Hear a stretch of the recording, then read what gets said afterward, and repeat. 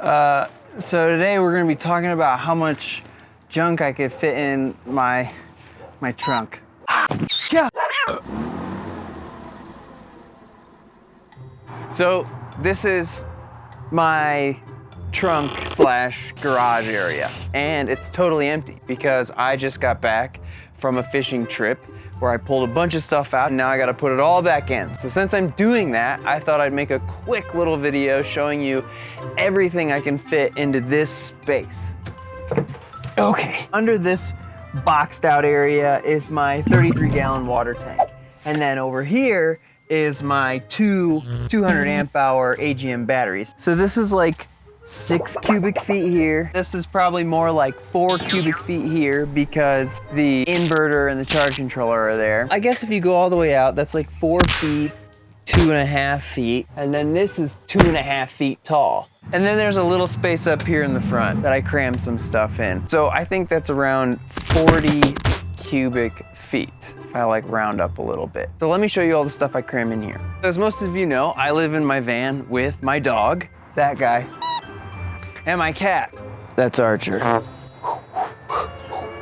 Which means I need to have food for them and he needs a litter box. Igloo litter box and a sweet poop scooper. Cat food in a container with a handle so I don't have to worry about them like ripping into a bag or something like that.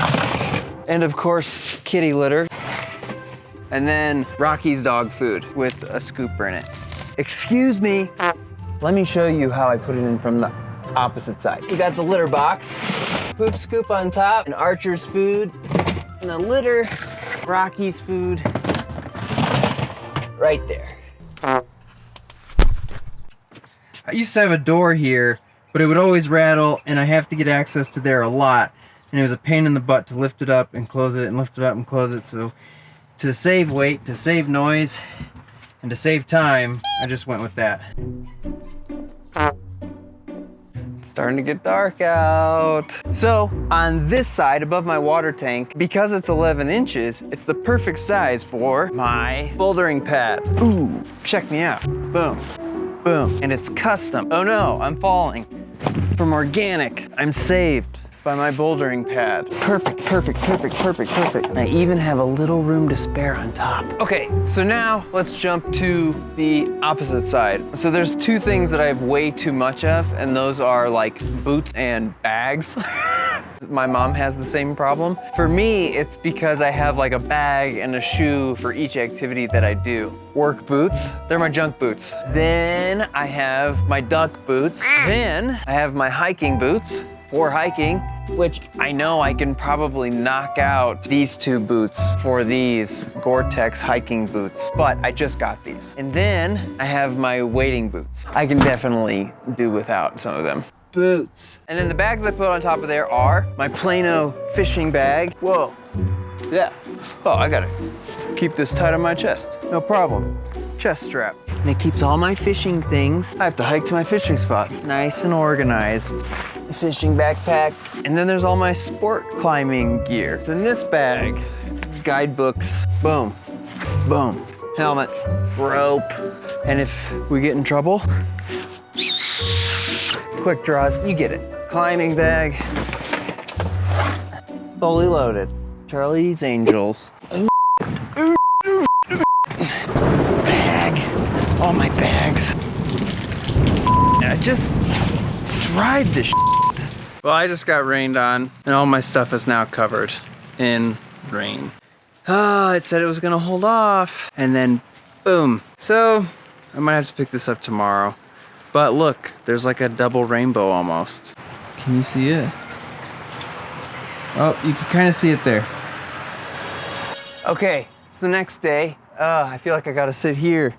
And it's like super sunny out. I did put my clothes on from yesterday for continuity purposes, but I don't know if that makes much sense because I've told you now it's the next day and I had to stop because of the rain.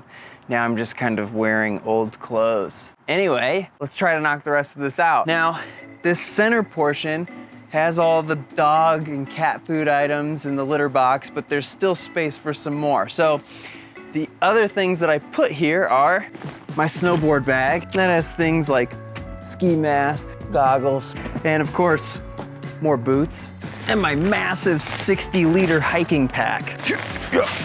Oh, REI trekking poles. This looks like an elliptical or something. I'm a serious hiker on a budget, right? Is that what that does? Ugh. Like so.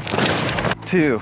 So as you can tell, things are getting pretty tight, but there's a lot of little cracks everywhere that I can jam some more stuff. So I can show you what I jam up above my crash pad here. Oh, I'm so bright. So above my crash pad, I put the rest of my fly fishing gear, which is my fly rod and fly vest. Nice. Then I've got my little net, and then my waders. Then there's my riding helmet with my goggles and gloves and little things. Ta-da!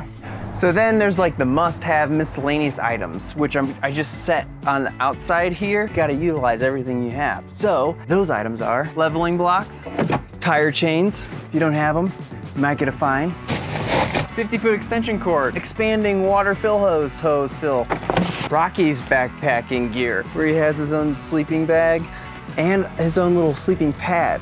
And I was just able to get these recently because of a viewer actually sent me like an Amazon gift card, so I got Rocky his own little like setup. So thanks, Phil.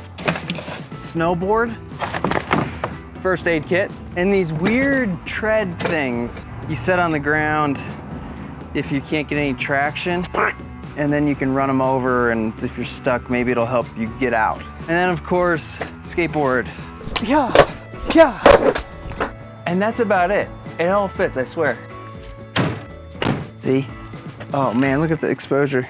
Now I do have some more bags that don't fit back here that I put up front, like my camera bag, which that's because I want access to this all the time.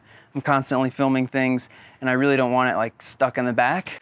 My indoor gym climbing bag, another like quick grab I'm constantly using. My sleeping bag, and then just my normal day whatever ruck bag. I just throw whatever in here. There's a bunch of receipts I need to log. Munchkin, anyone? Oh, and there's also my 7-foot fishing poles that I just wedge on the ceiling up front.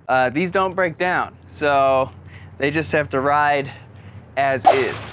Now, I don't always travel with everything. Like I said, sometimes I'll clear things out.